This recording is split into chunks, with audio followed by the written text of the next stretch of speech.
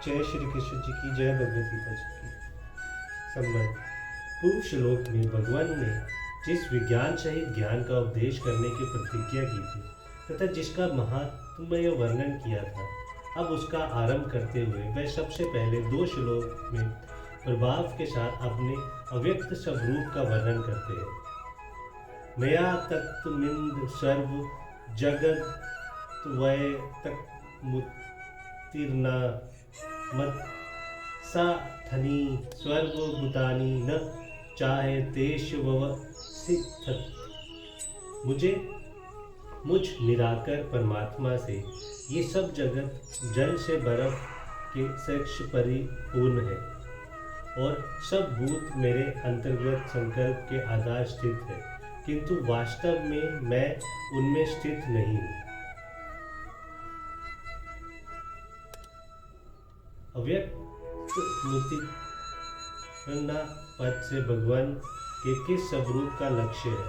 8वें अध्याय के 4थे श्लोक में जिस अधियज्ञ 8वें और 10वें श्लोक में परम दिव्य पुरुष, 9वें श्लोक में कवि पुराण आदि, 20वें 21वें श्लोक में अव्यक्त अक्षर और 22वें श्लोक में भक्ति द्वारा प्राप्त होने योग्य परम पुरुष बतलाया है, उसी सर्वव्यापी सगुण निराकार स्वरूप के लक्ष्य से यहाँ अव्यक्त मुत्तरना पद का प्रयोग हुआ है।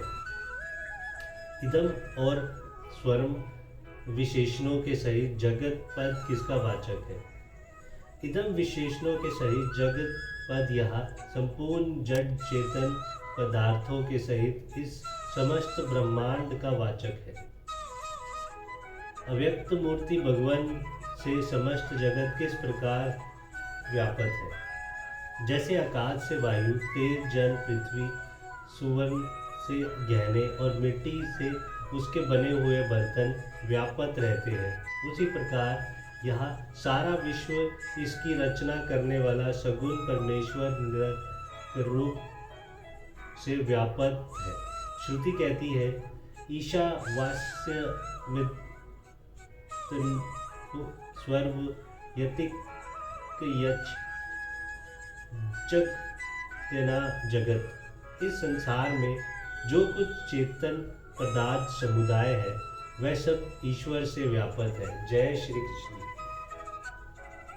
सर्वभूतानि पद किसका वाचक है और इन सब भूतों का भगवान से स्थित बतलाने का क्या अभिप्राय है।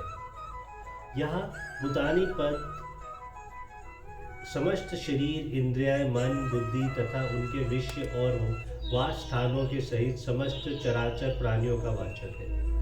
भगवान ही अपनी प्रकृति को स्वीकार करके समस्त जगत की उत्पत्ति, स्थिति और प्रलय करता है। उन्होंने इस समस्त जगत को अपने किसी अंश में धारण कर रखा है और एकमात्र वह ही सबके गति, बढ़ता, निवास स्थान, आश्चर्य, प्रभव, प्रलय स्थान और निदान है। इस प्रकार सबकी स्थिति भगवान के अधीन है, इसीलिए सब भूतों को भगवान में स्थित बतलाया गया है। प्रश्न, यदि सारा जगत भगवान से परिपूर्ण है, तब फिर मैं उन सब भूतों में स्थित नहीं हूँ, इस कथन का क्या अभिप्राय है।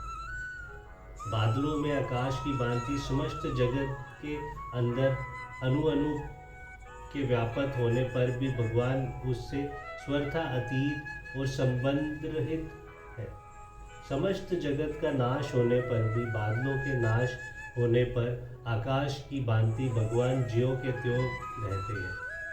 जगत के नाश से भगवान का नाश नहीं होता तथा जिस जगह इस जगत की गंध भी नहीं है, वहाँ भी भगवान अपनी महिमा में स्थित ही है।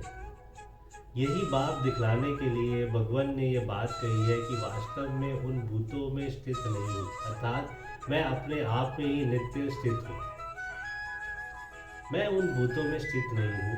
भगवान ने इस कथन का अधिनिम्नलिखित भाव माना जाए तो क्या आपत्ति है। जैसे स्वप्न के वह जीव और पदार्थ स्वप्न दृष्टा पुरुष के अंदर होने से वह पुरुष उन्हीं के अंदर सीमित होकर स्थित नहीं है, बाहर भी है, वैसे ही सारा जगत भगवान के एक अंश में होने के कारण भगवान उसके अंदर स्वर्थ व्यापक होने पर भी उसी में सीमित नहीं है।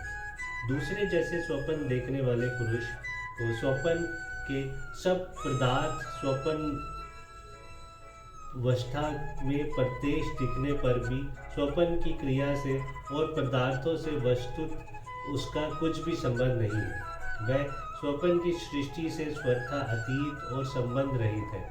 वह स्वप्न से पहले भी था, स्वप्न काल में भी है और स्वप्न नाश हो जाने के बाद भी रहेगा। वैसे ही भगवान स्वतः रहता है। संपूर्ण जगत का नाश होने पर भी उनका नाश नहीं होता, बल्कि ये जगत की गंध भी नहीं है, वहाँ भी भगवान तो अपनी महिमा के आप स्थित है ही। इस प्रकार उससे स्वतः अतीत और निर्लप होने से उसमें स्थित नहीं है। तीसरे जैसे स्वप्न के सब पदार्थ वस्तु स्वप्न दृष्टा पुरुष से अभिन्न और उसके स्वरूप होने के कारण वह उसके अंदर नहीं है, बल्कि वह ही वह है। उसी प्रकार समस्त जगत भी भगवान में अभिन्न उनका स्वरूप ही उनके कारण है, उसके अंदर स्थित नहीं है, बल्कि वह ही वह है। इसी तरह जगत के आधार एवं उसके अतीत होने से और जगत उनका स्वरूप ही होने से वह जगत में स्थित नहीं है। इसीलिए भगवान यहाँ ये बात दिखलाया है कि मैं जगत के अणु अणु में व्यापक होने पर भी वस्तु और उनमें नहीं हूँ, वर अपनी ही महिमा में अटल स्थित हूँ।